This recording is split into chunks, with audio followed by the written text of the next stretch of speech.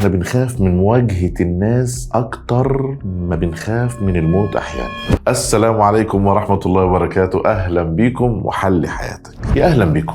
الشعور ده اكيد عارفينه، ضربات قلب سريعة، ايدين عرقانة، وصوت بيترعش اول ما تلاقي العيون كلها بص عليك، سواء في اجتماع او فرح او حتى وانت بتطلب طلب من المدير بتاعك. احنا بنخاف من مواجهة الناس اكتر ما بنخاف من الموت احيانا. بنخاف من حكمهم علينا. النهاردة هنكسر الخوف ده وهعرفك ان الكاريزما مش سحر، دي مهارة مكشوفة ولذيذة تقدر تستخدمها في اي وقت. علم النفس بيقول ان الرهبة دي جاية من تضخيم الاخر.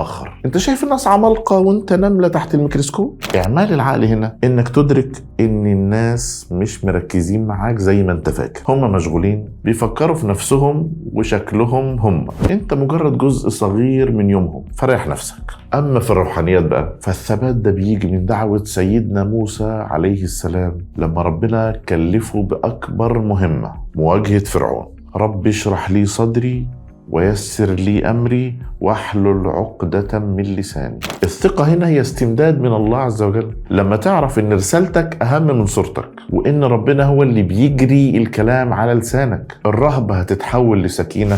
انت مجرد مرسال والكمال لله وحده. تعالوا احكي لكم عن الحسن بن الفضل. كان غلام صغير ودخل على خليفة وعنده حشد كبير من العلماء والوزراء. الغلام حب يتكلم، فالخليفة انتهر وقال له: يا غلام، تتكلم في هذا المقام؟ يعني انت مين يا عيل عشان تفتح بقك هنا؟ تخيلوا بقى، الغلام خف، ركبه خبطت في بعض؟ ابدا، رد بثبات وكأنه جبل، قال له: يا امير المؤمنين، ان كنت غلاما فلست باصغر من هدهد سليمان، ولا انت باكبر من سليمان حين قال له الهدهد: احط بما لم تحط به. رد عبقري وواثق وهادي. الخليفة سكت وانبهر. الغلام هنا ما كانش واثق في سنه، كان واثق في الحق اللي معاه. لما تكون مؤمن باللي بتقوله الهيبة هتنزل عليك لوحدك. يا صاحبي، اللي باصين عليك دول اغلبهم كان مكانك من 5 دقايق وحاسس بنفس الرعب، فبلاش تعاملهم كأنهم لجنة تحكيم في مسابقة عالمية. اعتبرهم هم اصحابك وقاعدين على القهوة. اضحك،